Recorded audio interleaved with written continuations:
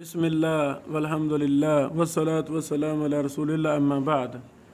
ये हमारा अल्हम्दुलिल्लाह उसूल हदीस का 32वां दौरा जारी है उसूल हदीस पर, और 32वां हमारा दौरा मसला तदलीस पर है।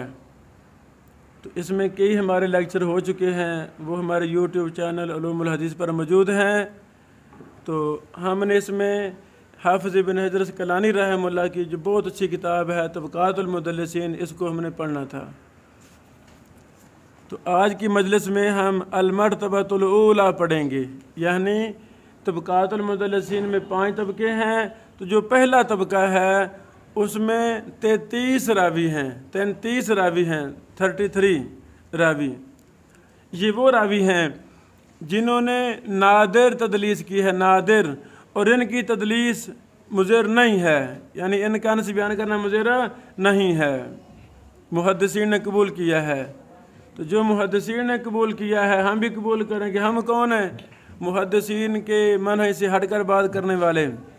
बेटो, शाज़ मनहज अपनाना ये गलत रास्ता है।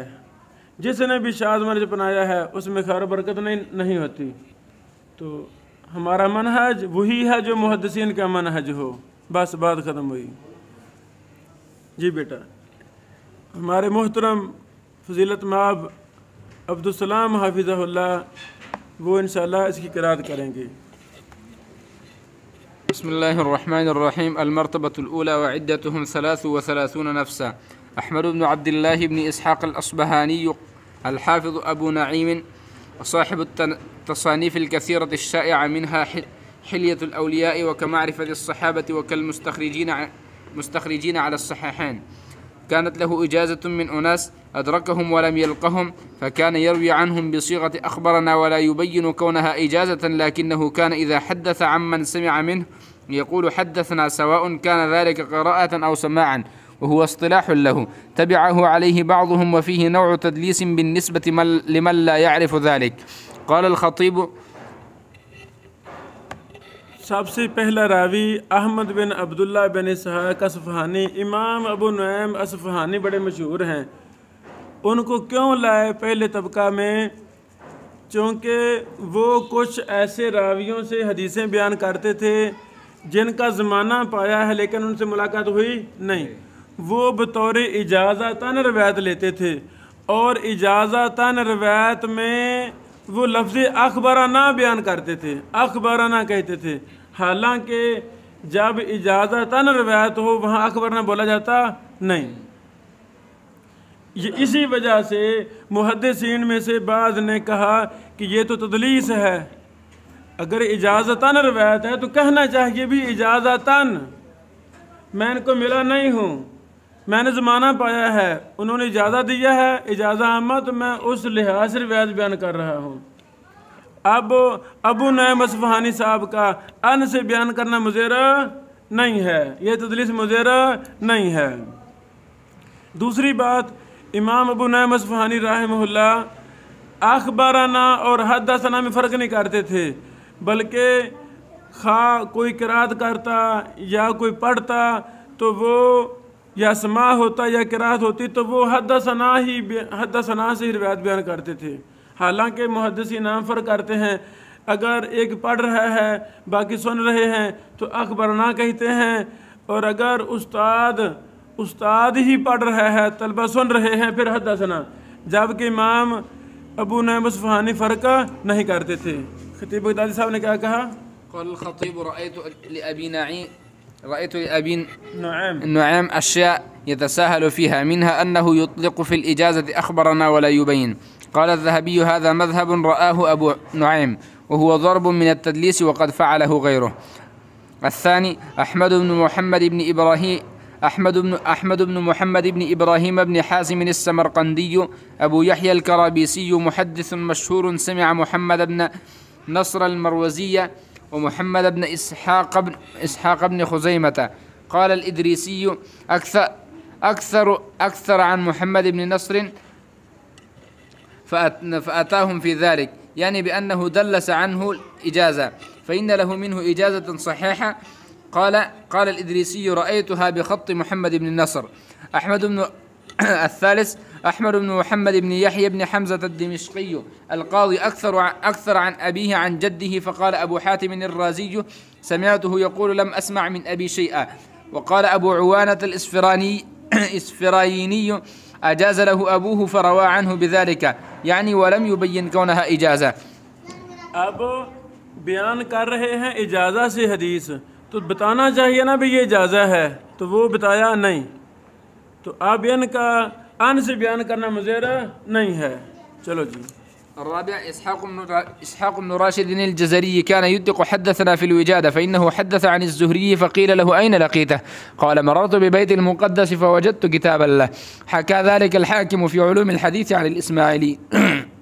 इसे कहते हैं विजादा, यानी इसहाक बिन राशिद अल जजरी ने बतौर विजादा किताब पाई और उसको बयान करना शुरू कर दिया, तो लोगों को बताना चाहिए ना भी ये विजादा से मैं बयान कर रहा हूँ। अब ये तदलील मुज़ेरा नहीं है। इस पर और भी इकबाल हैं जो इंशाअल्लाह इसकी शरह जो हम तबक़ातुल मुदल्लिसीन की हम साथ लिख भी रहे हैं, हमारे तलबा लिख रहे हैं, हम भी, तो वो हम मुफस्सल शरह शाया करेंगे इंशाअल्लाह अज़ीज़। चलें जी। الخامس أيوب بن أبي تميمة السختياني أحد الآئمة متفق على الاحتجاج به. رأى أنسا ولم يسمع منه فحدث عنه بعدة أحاديث بالعنعنة أخرجها عنه الدارقطني والحاكم في كتابهما. السادس أيوب بن النجار اليمامي صح أنه قال لم أسمع من يحيى بن أبي كثير إلا حديثا واحدا، وقد روى عنه أكثر من حديث. السابع جرير بن حازم الأزدي أحد الثقات، وصفه بالتدليس يحيى الحماني في حديثه عن أبي حازم عن سهل بن سعد في صفة صلاة النبي صلى الله عليه وسلم خلف أبي بكر. الثامن الحسين بن واقد المروزي أحد الثقات من أتباع التابعين، وصفه الدارقطني وأبو يعلى الخليلي بالتدليس. السابع حفص بن غياث الكوفي القاضي أحد الثقات من أتباع التابعين، وصفه أحمد بن حنبل والدارقطني بالتدليس. خالد بن مهران الحذاء أحد الأثبات المشهورين روى عن عراك بن مالك حديثا سمعه من خالد بن أبي الصلت عنه في استقبال القبلة في البول. 11 زيد بن أسلم العمري مولاهم روى عن ابن عمر رضي الله عنهما في رد السلام بالإشارة. قال ابن عيينة قلت لإنسان سله أسمعه من ابن عمر؟ فسأله فقال أما أنا فكلمني وكلمته. أخرجه البيهقي. وفي هذا الجواب إشعار بأنه لم يسمع هذا بخصوصه منه، غير أنه مكثر عنه فيكون قد دلسه. 12 سلمة بن تمام القشري من أتباع التابعين ذكره ابن حبان في ثقات التابعين. وذكر ابن أبي حاتم ما يدل على أنه كان يدلس، ولذلك قال العلائي في كتاب المراسيل كأنه مدلس. 13 شباك الضبي صاحب إبراهيم النخعي مشهور من أهل الكوفة، وصفه بالتدليس الدارقطني والحاكم. 14 طاووس بن كيسان اليماني التابعي المشهور، ذكره الكرابيسي في المدلسين، وقال أخذ كثيرا من علم ابن عباس رضي الله عنهما، ثم كان بعد ذلك يرسل عن ابن عباس. وروى عن عائشة فقال ابن معين لا أراه سمع منه، وقال أبو داود لا أعلمه سمع منه. 15 ताऊस बिन कैसान के हवाला से शेख अलबानी रहमहुल्लाह ने इरवाउल गलील जिल्द नंबर 7 सफ़ा नंबर 348 में कहा है कि अन्ना ताऊस लैसा मौसूफ़न बित्तदलीस फमिस्लुहु युहमलु तदलीस हदीसुहु अलल इत्तिसाल। यानी शेख अलबानी रहमहुल्लाह ने इसी बात को तरजीह दी है कि ताऊस ये मौसूफ़ बित्तदलीस नहीं है, इनकी हदीस इत्तिसाल पर ही महमूल होती है, समा पर ही महमूल होती है। और शेख अबू इसहाक़ अल-हुबैनी साहब ने तंबीहुल हाजिद जिल्द 11 रकमुल हदीस 2327 में इसी को राज़ी करार दिया है। चलो जी। 15 عبد الله بن زيد الجرمي أبو قلابة التابعي المشهور مشهور بكنيته، وصفه بذلك الذهبي والعلائي. الثالث عشر عبد الله بن عطاء الطائفي نزيل مكة من صغار التابعين. قضيته في التدليس مشهورة، رواها شعبة عن أبي إسحاق السبيعي.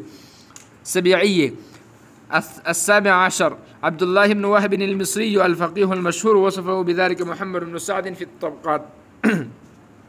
الثامن عشر عبد अब्दुल्ला बिन वाहब बिन मुस्लिम अल कुरैशी के हवाला से इमाम अहमद बिन हम्बल रहमहुल्लाह ने कहा, काना हदीसहु बाज़हु समा व बाज़हु अरज़ व बाज़हु मुनावला, यानी इब्ने वाहब की बाज़ रवायतें सुनी समा होती हैं, बाज़ अर्ज़ होती हैं, बाज़ मुनावला होती हैं, मुख्तलिफ़ अक़साम हैं। चले ये अल-मरवज़ी साहब और साले के जो सवालात हैं उनमें ये बात मौजूद है, सफ़ा नंबर 26, 23 और 281 में। चलो। الثامن عشر عبد ربه بن نافع أبو شهاب الحناط بالمهملة والنون نزيل المدائن، وثقه ابن معين ولينه النسائي، وأشار الخطيب في مقدمة تاريخه إلى أنه دلس حديثا. علي بن عمر بن مهدي الدارقطني الحافظ المشهور قال أبو الفضل بن طاهر كان له مذهب خفي في التدليس، يقول قرئ على أبي القاسم البغوي حدثكم فلان، فيوهم أنه سمع منه لكنه لا يقول وأنا أسمع. العشرون عمرو بن دينار المكي الثقة المشهور التابعي، أشار الحاكم في علوم الحديث إلى أنه كان يدلس. الحادي والعشرون الفضيل بن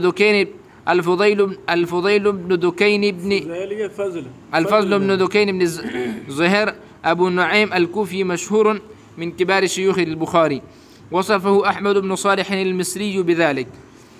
الثاني والعشرون مالك بن أنس الإمام المشهور، يلزم من جعل التسوية تدليسا أن يذكره فيهم، لأنه كان يروي عن ثور بن زيد حديث عكرمة عن ابن عباس، وكان يحذف عكرمة، وقع ذلك في غير ما حديث في الموطأ، يقول عن ثور بن زيد عن عباس ولا يذكر عكرمة. وكان كذا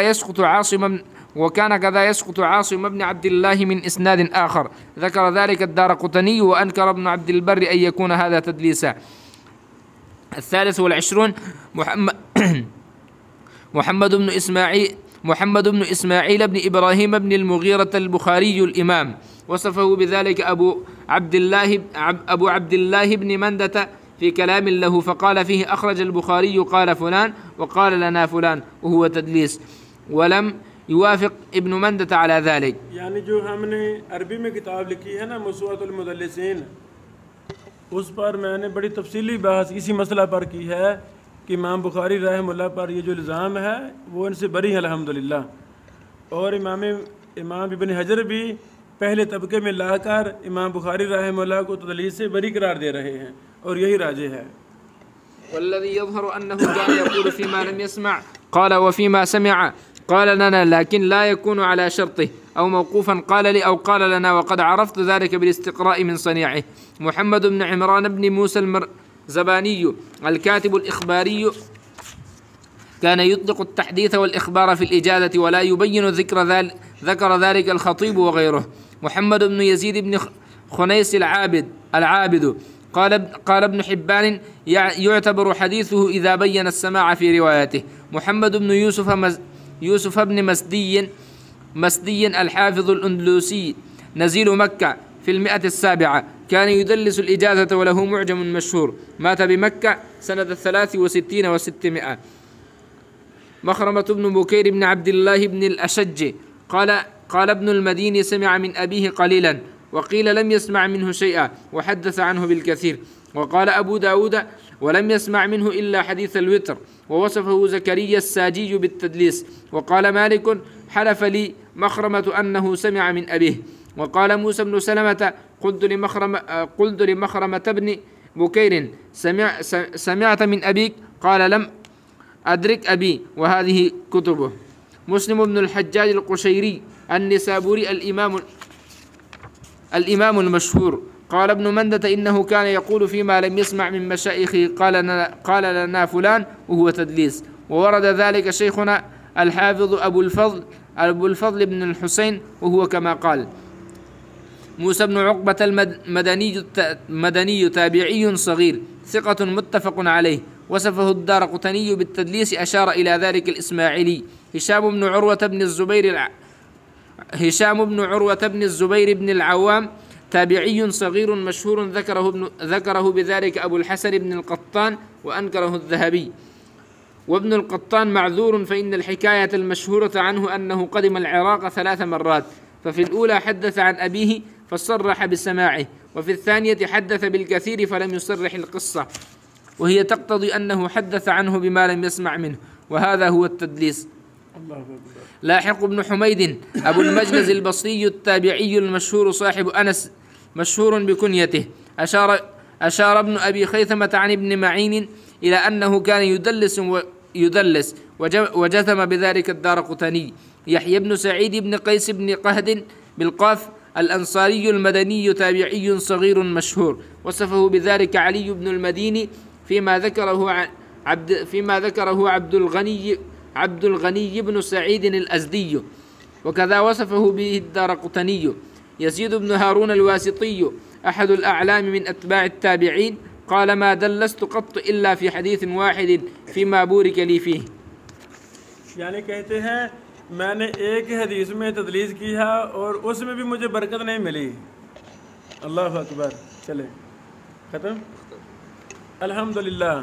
यानी पहले मर्तबा में 33 रावी थे, वो आज हमने पढ़े हैं, बाकी आगे अगली क्लास में पढ़ेंगे।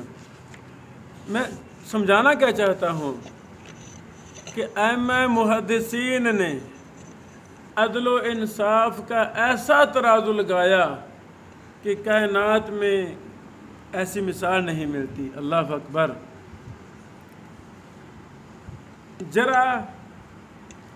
जरा एक मैदान है, लेकिन जरा के भी तबकात बनाए मुहद्दिसीन ने।